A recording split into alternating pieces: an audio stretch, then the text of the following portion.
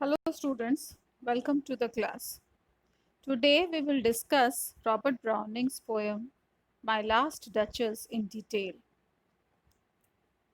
That's my last Duchess, painted on the wall, looking as if she were alive.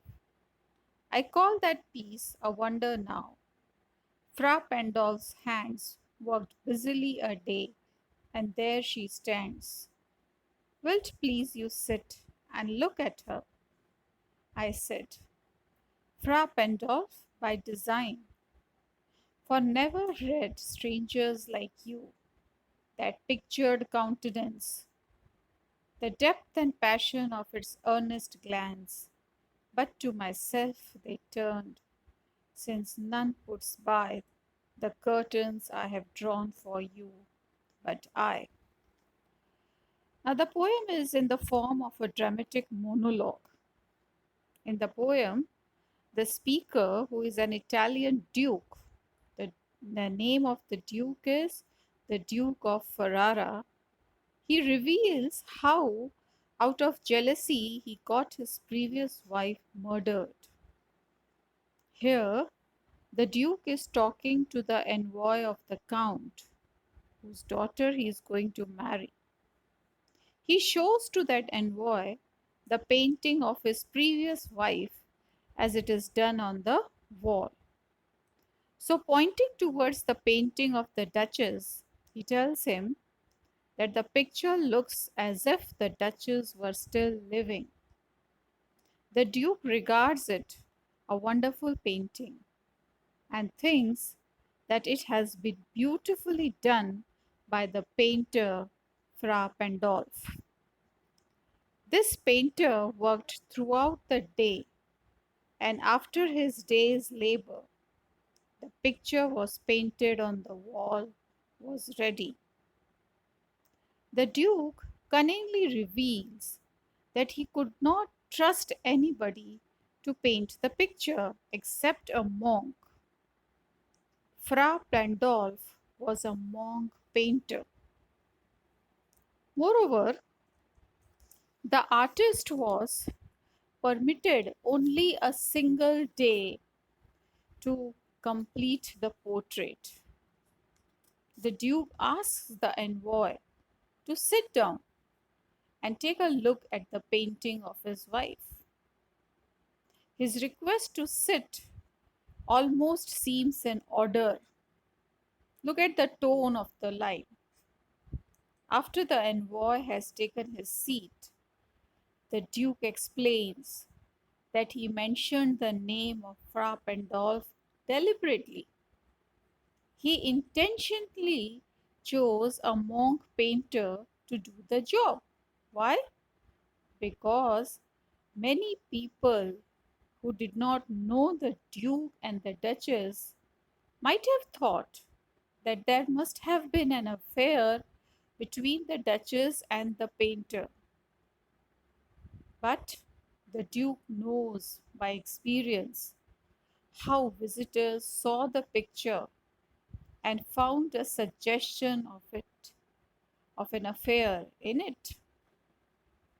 The Duke tells him that he alone enjoys the authority to unveil the portrait and show the painting to the outsiders. However, whenever he was shown the portrait to the strangers, they have shown general surprise at the work of art because it looks very much lifelike. The amazement of the strangers is also due to the mystery of the happy glance of the Duchess.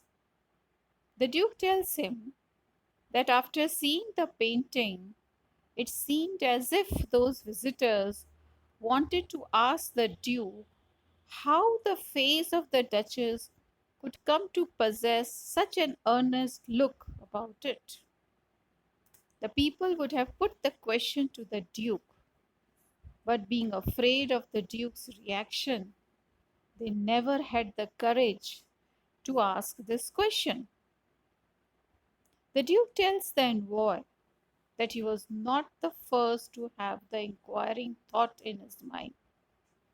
all those who saw the painting had the same curiosity. So, this is the explanation of the first two stanzas. Now we proceed further. And seemed as they would ask me if they durst, how such a glance came there. So, not the first are you to turn and ask thus, sir. It was not her husband's presence only, called that spot of joy into the Duchess' cheek. Perhaps Fra Pendle chanced to say, her mental lapse over her lady's wrist too much, or paint must never hope to reproduce the faint half flush that dies along her throat. Now, the Duke tells the envoy that the sweet smiles of the lady were not reserved for her husband only. The Duke explains why the portrait of the Duchess had a blush of happiness on her cheeks. Many people think that this blush came on her cheeks because the Duke was himself present at the time of the painting. The Duke tells him that the Duchess was so simple and innocent that she was easily pleased and smiled at every little thing. He tells the envoy that the redness on her face in the portrait was not because he was present there. There was some other reasons of it. Perhaps some compliment by the artist occasioned that happy spot on her face. The artist might have complimented her on her dress. He might have said that it was impossible to capture in painting the faint trace of a blush or the light red tinge that seemed to flush her throat. The painter meant that the blush was so beautiful and so evanescent that it was impossible to capture it on canvas. The Duke tells the envoy that these remarks about his dead wife were merely expressions of courtesy. They had no further meaning.